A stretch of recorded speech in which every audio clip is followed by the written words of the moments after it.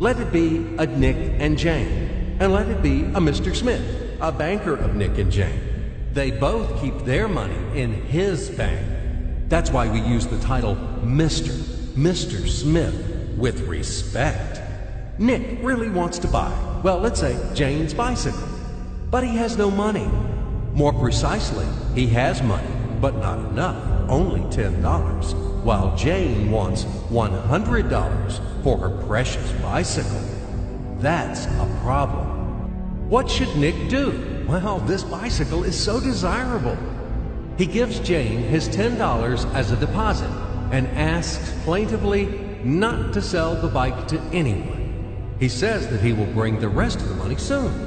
At the same time, he runs to his bank, to the respected Mr. Smith, to get a loan for the missing $90. As ill luck, Mr. Smith has no money at this moment, but he knows perfectly about $10, which Nick gave to Jane. And where will Jane bring his money to? That's right. She will put these $10 in her lovely bank to the same Mr. Smith. Therefore, Mr. Smith asks Nick to come back tomorrow in the hope that tomorrow he will get these $10. And everything happens this way. The next day, Jane brings $10 to the bank. The bank provides Nick these $10 on credit. Nick immediately gives them to Jane. She again puts them in a bank. The bank again provides Nick these $10 on credit, etc. As long as Nick the fool will gather enough money for the bicycle. Don't you get confused yet? Be patient, I told you. These demons have been trying to confuse you during 1,000 years.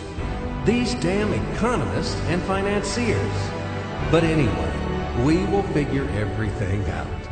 So what do we have in the end? Nick finally got the bike from Jane. Wow!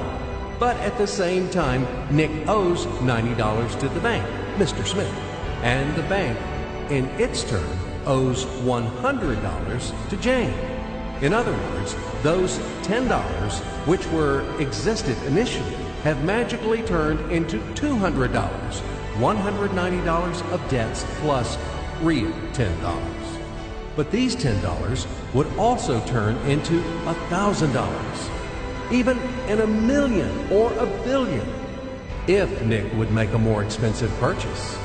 In this case, our $10 would make the increasing number of its cycles, circuits from hands to hands. That's it. So, what happens in today's world? SOS!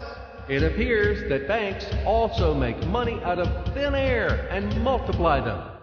Not only Fed can produce money, but banks either. In short, everybody can do this, except you and me. We are not in the business at this celebration of life. I would like to print or draw some money as well. In fact, these banks multiply money without any control. And we're still wondering why the banker lives better. What are naive fools are we? Now it is clear why.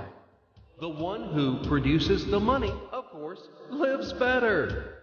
But this is not enough.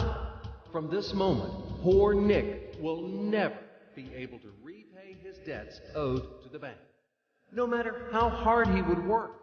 Silly Nick doesn't know it yet, that he's in slavery to the bank, in credit bondage forever, because those $90 which he owes to Mr. Smith do not exist in nature at all. Sly Mr. Smith made his money out of nothing. He created them out of thin air, just one click. And $10 turned into $200. Yes, but you can object